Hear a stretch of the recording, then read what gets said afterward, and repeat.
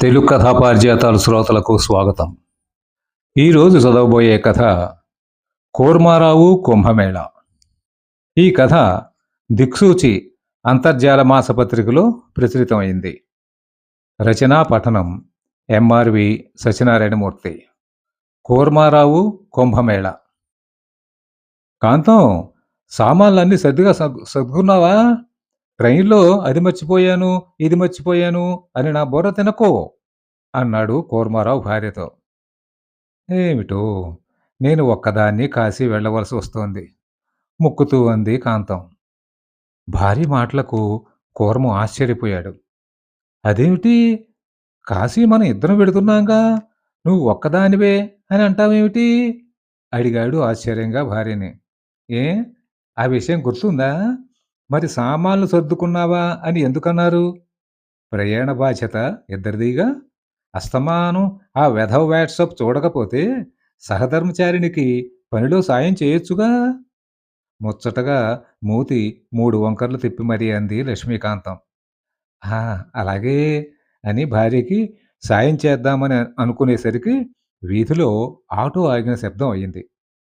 కూర్మారావు గుమ్మం దగ్గరికి వెళ్ళేసరికి ఆటో దిగుతున్న బామ్మగారు, ఆవిడ వెనకాలే 20 లీటర్ల వాటర్ క్యాన్ పట్టుకుని దిగుతున్న ఫ్రెండ్ జంబులింగం కనిపించారు. మొహం మీదకి నవ్వు అతికించుకుని రండి రండి అని ఆహ్వానించాడు కూర్మారావు. లోపలకు వచ్చి సోఫాలో సెటిల్ అయ్యారు బామ్మగారు. నాయనా శ్రీకూర్మం, బాగున్నావా? ఆ శ్రీ మహావిష్ణువు పేరు పెట్టుకున్నావు. ఎంత అదృష్టవంతుడు. ప్రయాగ కుంభమేళాకు వెడుతున్నావని మా వాడు చెప్పాడు. దేనికైనా పెట్టి పుట్టాలి. మా మహారాజు అక్కడికి తీసుకెళ్తాను, ఇక్కడికి తీసుకువెళ్తాను అని చెప్పేవారు. హె, ఎక్కడికి తీసుకెళ్లకుండా తరొక్కరే పైకెళ్ళిపోయారు అని బాధపడుతూ బర్రున తివాచీ మీదే ముక్కు చీది చీర చెంగుతో తుడుచుకున్నారు బామ్మగారు. ఆవిడ చేష్టకి డిపాజిట్ కోల్పోయిన అధికార పార్టీ అభ్యర్థుల కెనులైపోయాడు కూర్మ. చూడు నాయనా, జీవితంలో ఎప్పుడూ గంగా స్నానం చెయ్యలేదు. నువ్వు పెద్ద మనసు చేసుకుని ఈ డబ్బా నిండా గంగాజలం తెచ్చిపెడితే నీ పేరు చెప్పుకుని హాయిగా గంగా స్నానం చేస్తాను. నేను నీ బామ్మనే అనుకో అని వాటర్ క్యాను కూర్మారావు ముందు పెట్టింది బామ్మగారు. ఆవిడ చూడకుండా జంబులింగం 2 చేతులతోటి కూర్మారావుకి నమస్కారం చేశాడు. మిత్రుడి అసహాయ స్థితి అర్థం చేసుకుని, "ఆ! అలాగే బామ్మగారు" అని ఆవిడకు అభయం ఇచ్చాడు కూర్మారావు. వైకుంఠ ఏకాదశికి తేలిగ్గా వెంకటేశ్వర స్వామి దర్శనం దొరికిన భక్తురాలిలా బామ్మగారి మొహం 1000 క్యాండిల్ బల్బులా వెలిగిపోయింది. నా నాయనే, నా శ్రీకూర్మమే, ఎంత మంచి మాట చెప్పావు. నీ యాత్ర బహు పసందుగా జరగాలని కాశీ విశ్వేశ్వరుడిని వేడుకుంటున్నాను అని మనవడికేసి తిరిగి, ఒరేయ్ జంబూ, మనం వెళ్దాం పద, వాళ్ళు సామాన్లవి సర్దుకోవాలి అని బయటకు వచ్చి ఆటో ఎక్కి వెళ్ళిపోయింది బామ్మగారు. ఇప్పటికే ఆఫీసులో 10 మంది వరకు చెప్పారు. ప్రయాగ త్రివేణి సంఘం నుంచి పవిత్ర జలం తెమ్మనమని. ఆఫీసరు లీవ్ మంజూరు చేసేటప్పుడు తన గదిలోకి పిలిచి మరీ చెప్పాడు. 2 లీటర్లు గంగాజలం తెమ్మనని. ఇంటి పురోహితుడు శాస్త్రి గారు అంతకు ముందే చెప్పారు. 1 లీటర్ గంగాజలం కావాలని. కాలనీలోని శివాలయంలో ఆయన అభిషేకం చేసుకోవాలట.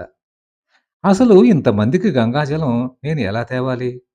తనది, భార్యది బోలెడు లగేజీ ఉంది. పైగా కాంతం చెల్లెళ్ళు కాశీ నుంచి పట్టు చీరలు తెమ్మనమని ముందే పెద్ద లిస్టు ఇచ్చారు. ఎదురింటి పరమేశం గారు 1 డజను దర్భలతో చేసిన చాపలు తెమ్మని చెప్పారు. దర్భాసనం మీద కూర్చొని జపం చేస్తే 100 రెట్ల ఫలితం ఉంటుందని వాళ్ళ గురువు ఓంకారం గారు చెప్పారట. అసలు తను కుంభమేళాకి వెళుతున్నది పుణ్యస్నానానికా? లేక వీళ్ళందరికీ సరుకులు తేవడానికా? అన్నది అర్థం కాక తలపట్టు కూర్చున్నాడు కూర్మారావు. ఇదిగో, అండమాన్‌లో అప్పు దొరక్క బెంగ పెట్టుకున్న అప్పారావులాగా ఆ వాలకం ఏమిటి? లేచి బెడ్‌రూమ్‌లోకొచ్చి బ్యాగులు సర్దండి. నేను తినుబండారాలు రెడీ చేసుకోవాలి. హుకుం జారీ చేసింది కాంతం.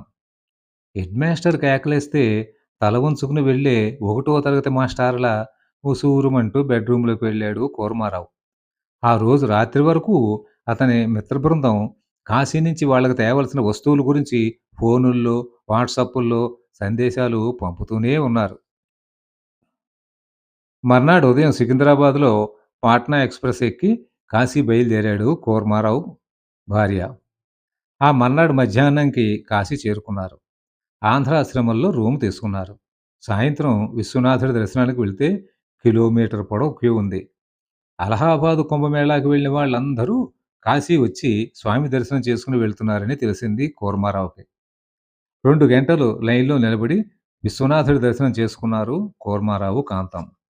మర్నాడు వ్యాన్‌లో 5 కుటుంబాలతో కలిసి అలహాబాద్ వెళ్లారు కూర్మారావు, కాంతం.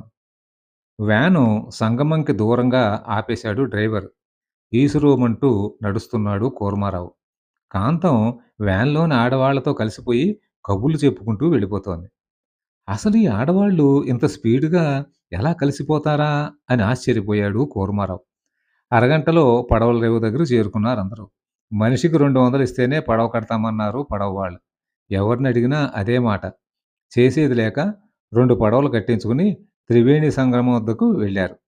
ప్లాస్టిక్ డబ్బాలతో పెద్ద వృత్తాకారంగా ఏర్పాటు చేసిన స్నాన్ ఘాట్‌కు తీసుకొచ్చారు పడవ వాళ్ళు. "వెళ్లి స్నానాలు చేసి రండి" అని పడవలకు లంగరు వేసి కూర్చున్నారు వాళ్ళు. జాగ్రత్తగా అక్కడే దిగి స్నానాలు చేశారు అందరూ. అప్పుడే అసలైన ఘట్టం ప్రారంభమైంది కూర్మారావుకి. జంబులింగం బామ్మగారిచ్చిన పెద్ద వాటర్ క్యాను లగేజీ ఎక్కువని ఇంటి దగ్గరే వదిలేశాడు. ఇక్కడ కొనుక్కోవచ్చని. కానీ ఇక్కడ పరిస్థితి చూసి కూర్మారావుకి దిమ్మ తిరిగిపోయింది. చంటి పిల్లాడు పాలు తాగే సైజులో ఉన్న చిన్న ప్లాస్టిక్ డబ్బా ఒక్కోటి రూ. 20 చెబుతున్నారు. బేరం ఆడితే పురుగును చూసినట్టు చూస్తున్నారు. పెద్ద డబ్బా అంటే 5 లీటర్లు పట్టేదుంది. ఎంతని అడిగితే 150 చెప్పాడు డబ్బాలమ్మేవాడు. తను జలం పట్టుకెళ్లాల్సిన జాబితా చాలా పెద్దది. ఏం చేయాలో తోచక తడిబట్టలతో అక్కడే నిలబడిపోయాడు కూర్మారావు. అప్పటికే వాళ్ళతో వచ్చిన వాళ్ళు స్నానాలు చేసి డబ్బాలలో జలం పట్టుకుని పడవలు ఎక్కేశారు. కాంతం తొందర పెట్టింది. గర్ల్ ఫ్రెండ్‌తో సినిమాకి వస్తే టికెట్ అయిపోవడంతో బ్లాక్‌లో టికెట్ కొన్నవాడిలా విచారవదనంతో 600 ఇచ్చి 4 డబ్బాలు కొని అందులో గంగాజలం పట్టుకుని పడవెక్కాడు కూర్మారావు. పడవవాడడిగాడు, "డబ్బా ఎంత కొన్నారు సార్" అని. "150" అన్నాడు కూర్మారావు. కిసుక్కున నవ్వాడు వాడు. "నా దగ్గర ఉన్నాయి సార్. దగ్గర ఇది రూ. 100 నా దగ్గరున్న డబ్బా" అని చొక్కాని పక్కనే ఉన్న ప్లాస్టిక్ డబ్బాలు చూపించాడు. కాంతం మొగుడు తెలివి తక్కువతనానికి తిట్టిపోసింది. "ఆ డబ్బాలు మీ వాళ్ళకే సరిపోతాయి. మరి మా వాళ్ళకి గంగాజలం ఇవ్వద్దూ" అని విసుక్కుని 200 పడవవాడికిచ్చి 2 డబ్బాలు తీసుకుంది. పడవవాడే నదిలో నీళ్లు పట్టి కాంతంకిచ్చాడు. కాంతం విజయగర్వంతో మొగుడికేసి చూసింది. పడవ దిగగానే కాంతం 2 డబ్బాలు చెరో చేత్తో పట్టుకుని ఆడాళ్ళతో కబుర్లు చెప్పుకుంటూ వెళ్ళిపోయింది. 2 డబ్బాలకు ఒక హ్యాండ్ కర్చీఫ్ కలిపి కట్టాడు కూర్మారావు. 2 డబ్బాలకు మరో 2 డబ్బాలకి తువ్వాలు సన్నగా మడతపెట్టి కట్టాడు. 2 చేతులతోటి 4 గంగాజలం డబ్బాలు పట్టుకుని కిలోమీటర్ దూరం నడిచి వ్యాన్ దగ్గరికి వచ్చాడు కూర్మారావు. ఇంక జన్మలో ఎప్పుడూ ఎవరికీ పుణ్యక్షేత్రాలకు వెళుతున్నట్లు చెప్పకూడదని గట్టిగా నిర్ణయించుకున్నాడు కూర్మారావు. ప్రయాగలో పండా ఇంట్లోనే భోజనాలు చేసి సాయంత్రానికి కాశీ వచ్చారు కూర్మారావు, కాంతం. భార్యాభర్తలు డబ్బాలు నిండుగా గంగాజలం తేవడం ఆంధ్రాశ్రమంలో చాలామంది చూశారు. రాత్రి టిఫిన్ తిని విశ్రాంతి తీసుకుంటూ ఉండగా ఎవరో తలుపు కొడితే తలుపు తీశాడు కూర్మారావు. ఎదురుగా 50 ఏళ్ల పెద్దాయన, ఆయన వెనకే 70 ఏళ్ల బామ్మగారు నిలబడి ఉన్నారు. "నమస్కారం అండి. నా పేరు వెంకట్రావు. ఈవిడ మా అమ్మగారు. మేము విశాఖపట్నం నుంచి వచ్చాం. రేపు బయలుదేరి రామేశ్వరం వెళ్తున్నాం. మేం తెచ్చుకున్న గంగాజలంతో నిన్న విశ్వనాథుడికి అభిషేకం చేసుకున్నాం. మీరు అలహాబాద్ నుండి గంగాజలం తేవడం చూశాను. మీరు మా యందు దయ ఉంచి కొద్దిగా గంగాజలం ఇస్తే రామేశ్వరం వెళ్లి రామేశ్వరుడికి అభిషేకం చేసుకుంటాం. దానితో మా యాత్ర సంపూర్ణమవుతుంది. మీకు ఆ రామేశ్వరుడి అనుగ్రహం కూడా లభిస్తుంది" అని ఒక లీటర్ బాటిలు కూర్మారావు చేతిలో పెట్టాడు వెంకట్రావు. తల్లి 2 మిఠాయి ఉండలిస్తే తమ్ముడు అందులోంచి ఒకటి లాక్కుపోతే బిక్కమొహం వేసుకున్న పిల్లాడిలా వెంకట్రావు కేసి నిర్ఘాంతపోయి చూశాడు కూర్మారావు. తాను రంగంలోకి దిగకపోతే కార్యం సాఫల్యమవుదని గ్రహించిన బామ్మగారు వెంటనే కూర్మారావు 2 చేతులు పట్టుకుని, "నాయనా పెద్దదాన్ని, నోరు తెరిచి అడుగుతున్నాను. కాదనకు. నీ పేరు మీద కూడా ఆ రామేశ్వరుడికి అభిషేకం చేయిస్తాను" అంది వేడుకోలుగా. బామ్మగారు ఇలా అనగానే కాంతం కరిగిపోయింది. వెంటనే భర్త చేతిలోని బాటిల్ తీసుకొని దాని నిండా గంగాజలం నింపి బామ్మగారికిచ్చింది. "నా తల్లే, నా బంగారు కొండే, డొక్కా సీతమ్మలాగా పెద్ద చెయ్యే తల్లి నీది. కలకాలం సుఖంగా ఉండు" అని దీవించి బామ్మగారు వెళ్ళిపోయింది. మర్నాడు ఉదయం కేదార్ ఘాట్‌లో స్నానం చేసి స్వామిని దర్శించుకొని వస్తుంటే ఘాటు దగ్గర 4 టెంట్లు కనిపించాయి. కాంతం వాటిని చూసి గబగబా అక్కడికి వెళ్ళింది.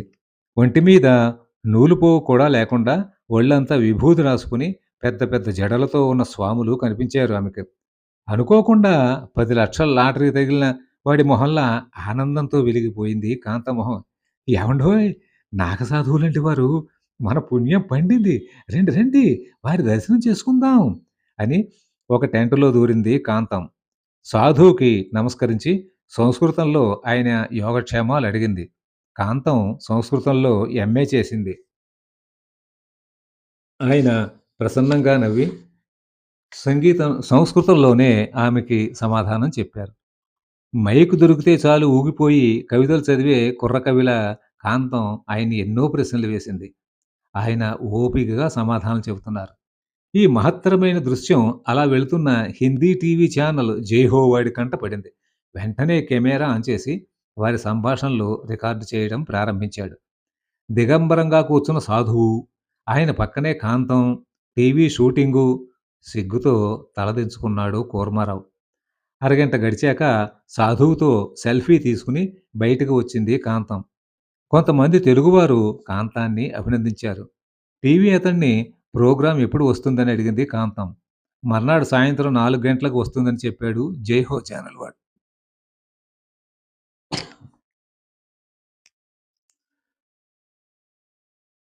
కాంతం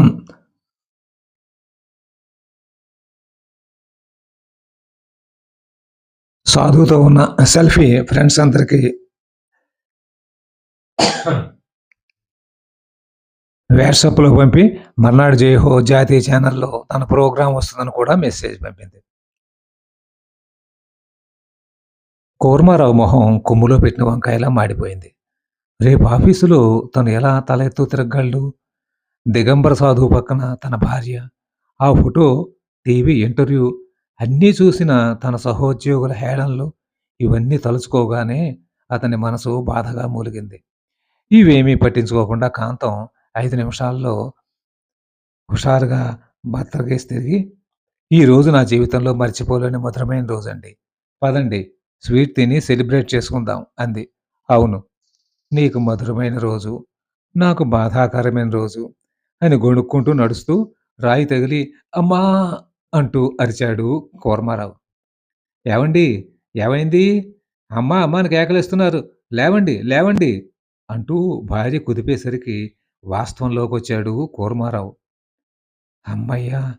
ఇదంతా కలా" అని తేలిగ్గా ఊపిరి పీల్చుకున్నాడు కూర్మారావు. భార్యకేసి తిరిగి, "అమ్మో! రేపు యాత్రలో కాంతంతో జాగ్రత్తగా ఉండాలని" గట్టిగా నిర్ణయించుకున్నాడు కూర్మారావు. కథ సమాప్తం.